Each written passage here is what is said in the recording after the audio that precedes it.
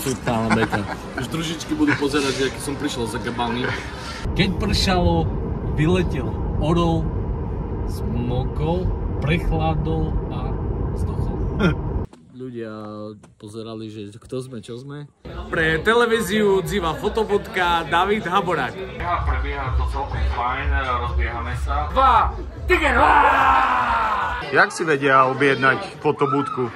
Sú na to dve možnosti. Toto je moja najobľúbenejšia časť fotobudky. Tu ideme? Ja som chcel ísť na elektrodom, nie? Tu máš elektro. Aha, tu mám elektro. Hej. Prvé nabijeme auto. Však vlastne asi tu všetko vybavím. Však hej.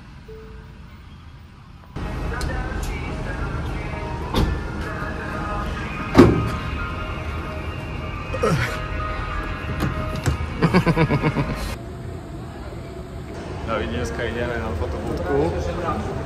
Ideme nejaké nakúpiky ešte predtým urobiť, lebo som dlho nič som sa nekúpil. Aby som mal niečo elegantné na seba na budúcu fotobudku. Tak, moderátor musí byť stále fešak na akcii. Dobre, keďže Lukáš má dnes narodky, odo mňa darček, nové sklíčko na iPhone. Nech sa páči. Ďakujem.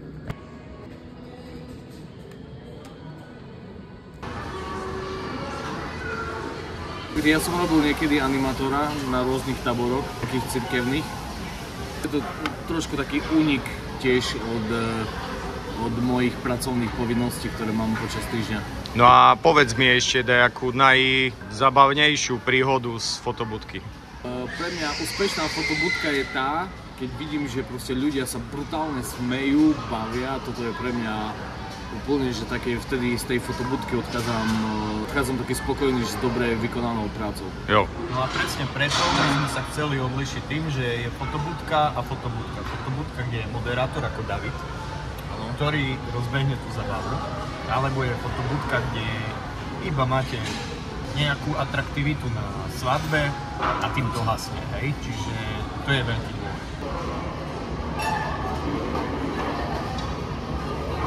No tu je masaker ďalka. Jem ten údon a tu všade prská. Mám tričko pripravené na fotobudku, lebo tu už mama ha pozrie, vidíš? Totálna beka. Už družičky budú pozerať, že aký som prišiel za Gabbani. Musíme ísť kúpiť znovu košuľu. Budem musieť ísť kúpiť košuľu, bo už mám tam bodku na tričku a už tu, len som vyšiel z domu a tu už neviem skadil. Ale sú super. Ukáž. Počkaj. Tu je fešak. Bola by pekná, len nie majú veľkú. Ukáž pupek.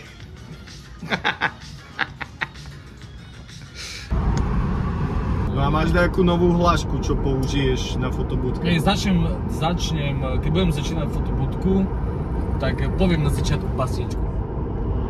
Basničku? Hej. Vieš toto basničku o Orlovi? Nie.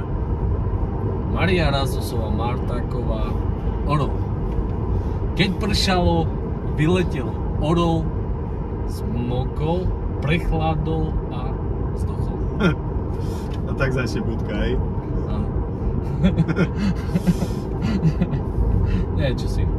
No a jaké používaš hlášky na fotobudke? Či to je vždy jak prekvapko? Nie, tak už máme nejaké svoje, ktoré fungujú, ale tam nejde o tie hlášky, ale ide o to, že vytvára tým ľuďom nejaké aktivity v rámci fotenia. To znamená, že oni sa prezlečú do rekvizit, alebo zoberú si nejaké rekvizity a vlastne ja im poviem napríklad teraz chcem od vás, aby ste zahrali 6 promile v krvi. Čiže oni sa tvária na tej fotke, že reálne majú 6 promile krvi. A niektorí tam chodia takí, že možno majú reálne 6 promile v krvi a takí dávajú dobré. No a najlepšia hláška zo všetkých zatiaľ, ktorá najlepšia?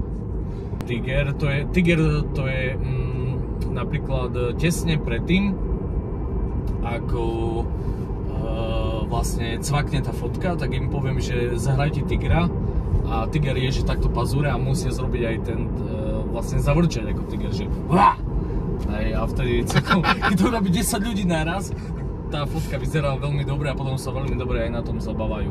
Proste, keď je partia ľudí a chcem ich vystriedať, aby každá fotka nevyzerala rovnako, tak im hovorím, že teraz sa pomiešajte ako guľáš, alebo šalát, alebo vianočný šalát. Potom trošku neskôr vo videu vám ukážeme, keď budete pozerať ďalej, vám ukážeme konkrétne danú tému niektorú a čo tí ľudia urobili a ako sa pri tom bavili, aby ste pochopili, že tie hlášky a tie komentáre k tým fotografiám ako moderátor, že ich šteľuje, sú dosť dôležité na to, že tí ľudia sa vedia uvoľniť pri tom a fakt tie fotky potom vyzerajú aj zaujímavo. To ste videli, aký mám biceps?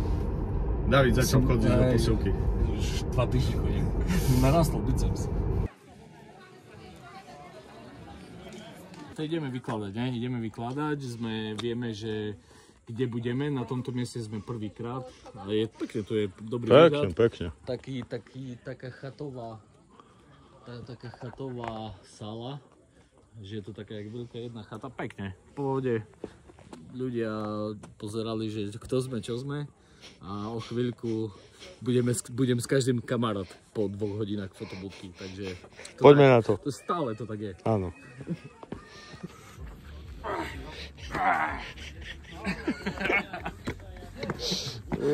Sandokan.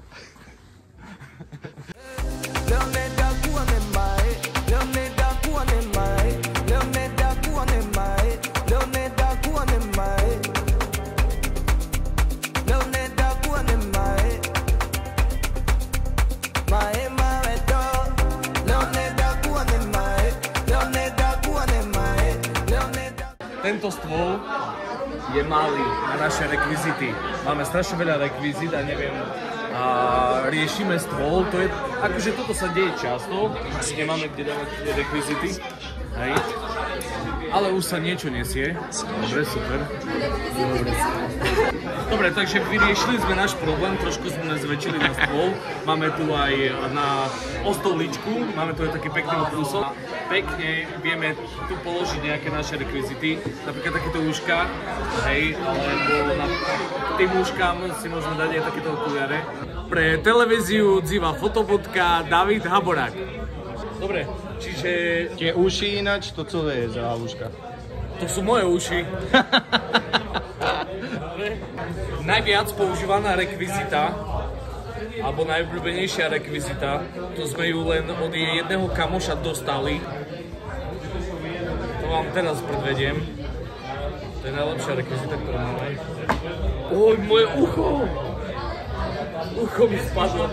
Trošku vám vysvetlím o fotoknihe, neviem, či ma bude dobre počuť, lebo je tu dosť hluk, ale fotokniha slúži na to, že na fotobudke sa ľudia tak vtipne fotia, majú také vtipné fotky a vlastne tie fotky potom lepia do fotoknihy, aj tu je taký kutík s fotoknihou, aj tu je to aj napísané, že na čo slúži tá fotokniha.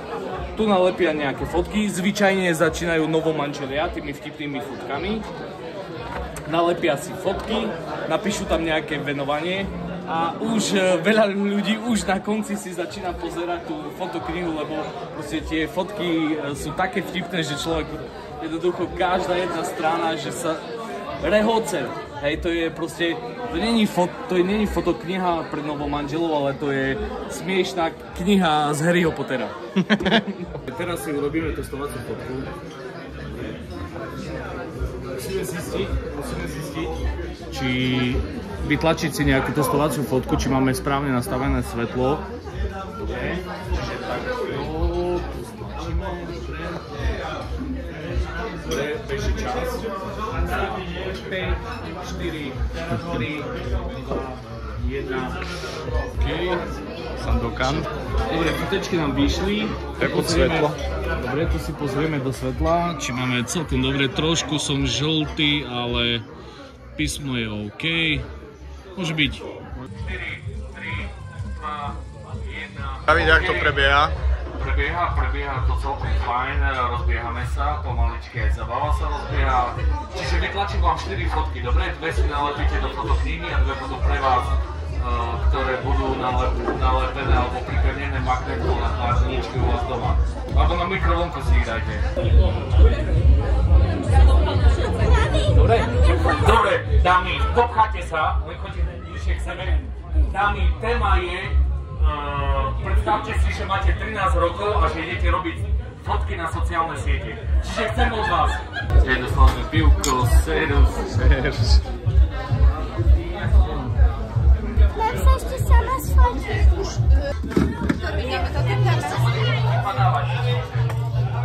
Dobre, čiže potrebujeme nejakú väčšiu partiu. Dobre, máme tu 5 pánov. Trošku také účku urobte, že boky vystúpia dopredu, dobre? Ideme na to, aby si boli v strede. Dobre, pokrčíte trošku kolena, dobre? A keď vám poviem, urobíme tigra. Tiger je tak, že pazúri a žlá. Dobre, ale musíte zavrčať jak tiger. A čím hlasnejšie, dobre, poriadneho tigra urobíme. Dobre, beží vám čas. Beží vám čas za 5, 4, 3, 2, tiger! Na tej druhej zakričíme gól. Gól!